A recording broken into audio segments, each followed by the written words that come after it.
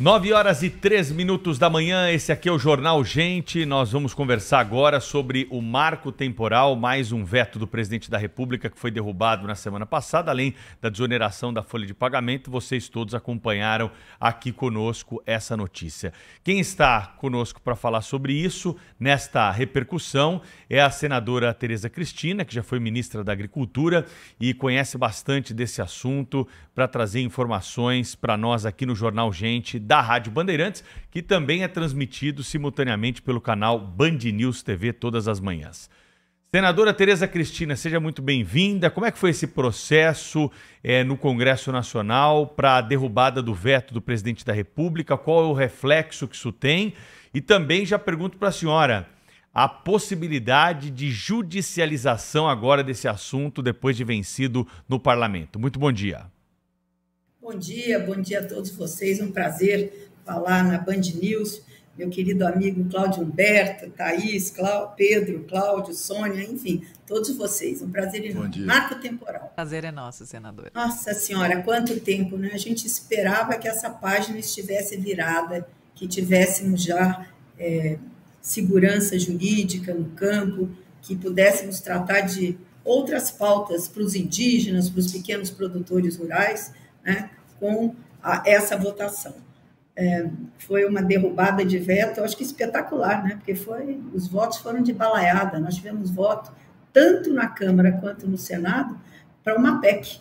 Então, isso mostra que o Parlamento quer mesmo que esse assunto, que o marco temporal seja definitivamente feito uma lei, né, se torne uma lei, que já está na Constituição, mas muitos teimam ainda, né, inclusive o Supremo Federal, em discutir a Constituição, que para mim e para muitas pessoas, e eu imagino que para esses 321 votos da Câmara e 553 dos senadores, é o que está na Constituição, 5 de outubro de 88, era o marco, e que nas transições, nas disposições transitórias, tinham mais 5 anos para homologar essas terras.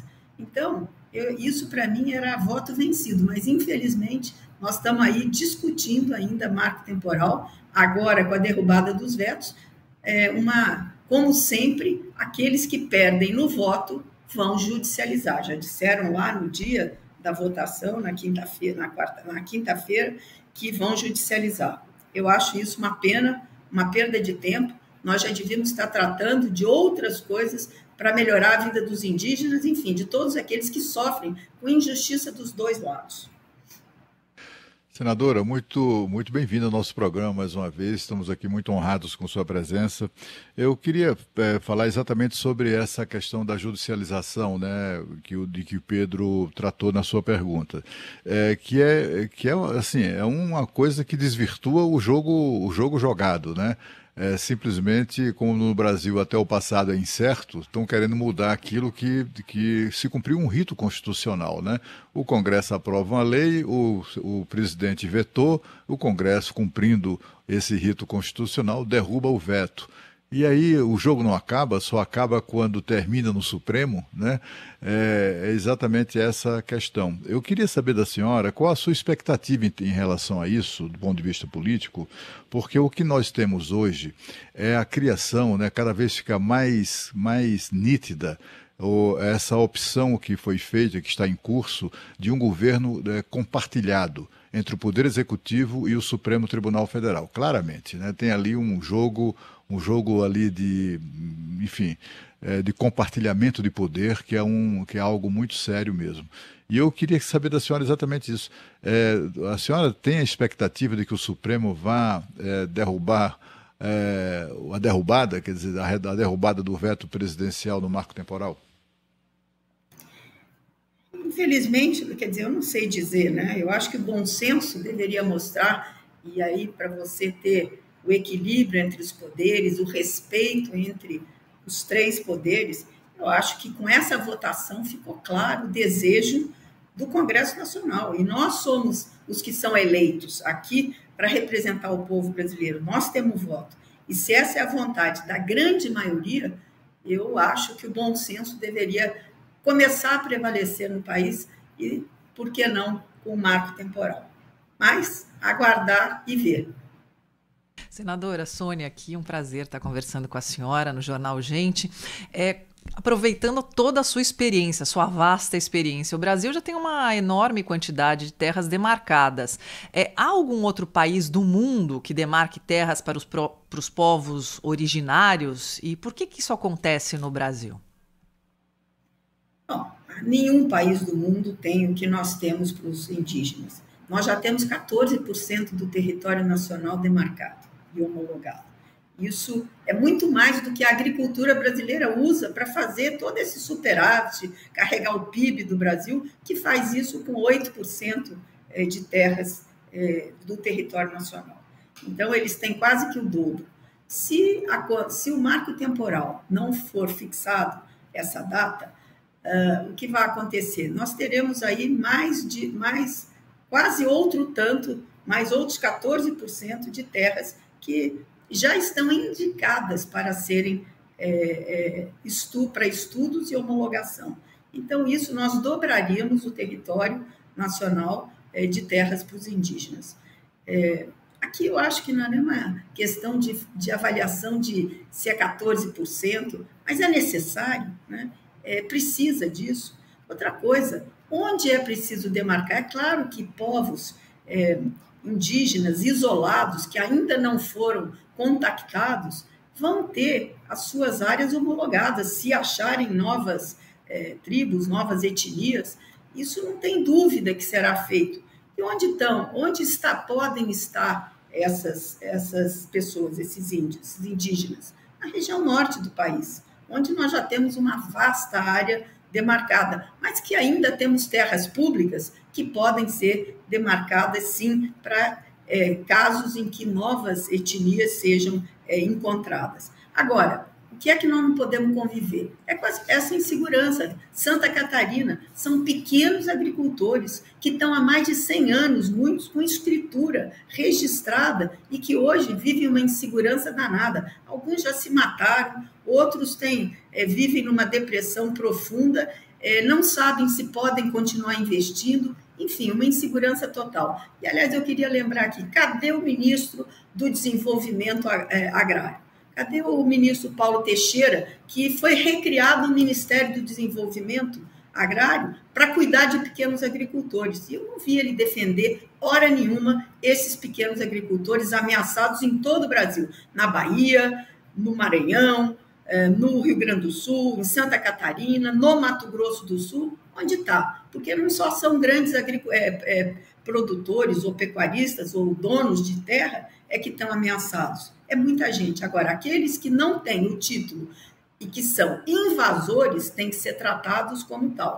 Agora, aqueles que têm título de boa-fé, que foram levados, na grande maioria das vezes, pelo Estado brasileiro para ocupar terras, para ocupar o nosso território, esses merecem o respeito dessa casa, que já fez isso com a votação do marco temporal, e eu espero que do Supremo Tribunal Federal também.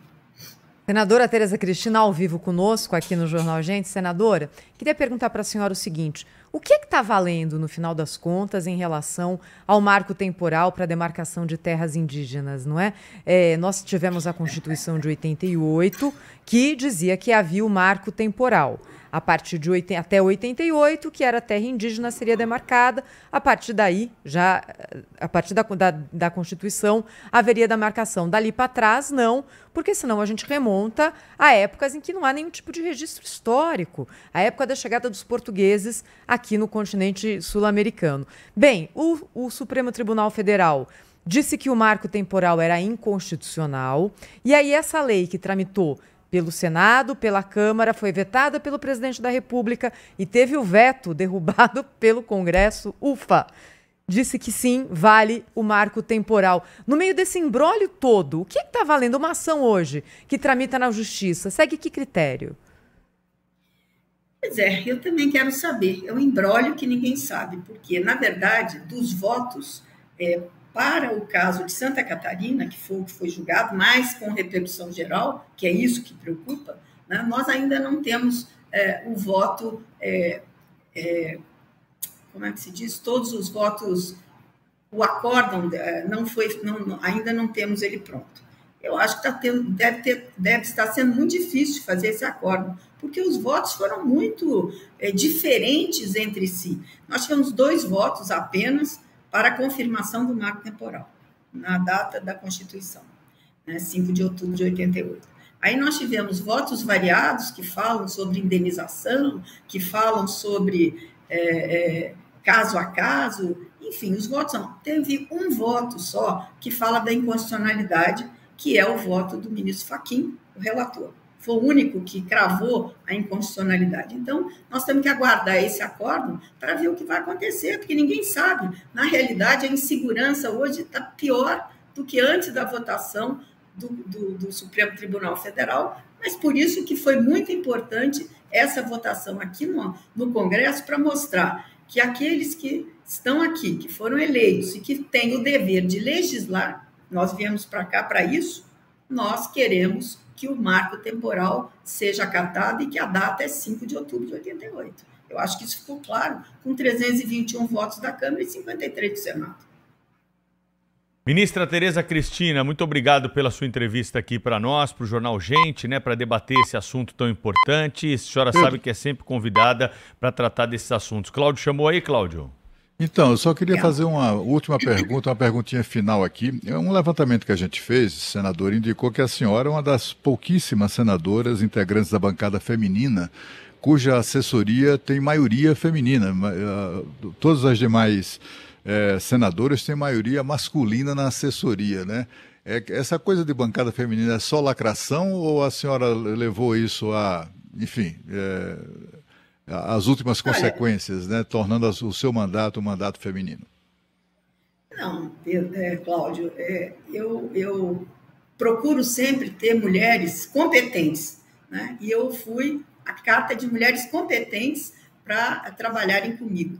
Mas confesso a você que não fiz essa conta, se eu ia ter mais mulheres ou mais homens. Foi uma feliz coincidência, porque eu acho que, primeiro, trabalhar com mulher é mais fácil, né? Depois, tem muita mulher competente. E aí eu uni o útil ao agradável. Mas eu tenho eu acho que as mulheres precisam fazer parte da política, estão cada vez mais engajadas, e eu acho que talvez isso seja o reflexo dessa mudança que a gente vem tendo aí, a partir aí dos últimos 10 anos, das mulheres se interessando mais pela política, e mulheres técnicas, nós temos aí aos montes. Estou vendo aí no seu programa 2 mulheres competentíssimas. Então, dizer que foi uma feliz coincidência, mas que sempre que é possível, se eu tiver 2 candidatos iguais tecnicamente, eu vou sempre optar por uma mulher. Senadora Tereza Cristina, muito obrigada, hein, senadora, pelo elogio e pela conversa. Obrigada, aqui. Até uma senadora. próxima. Muito obrigado. Um bom Natal para vocês e um ótimo 2024, se a gente não se falar mais. Para todos nós. Para a senhora obrigada. também.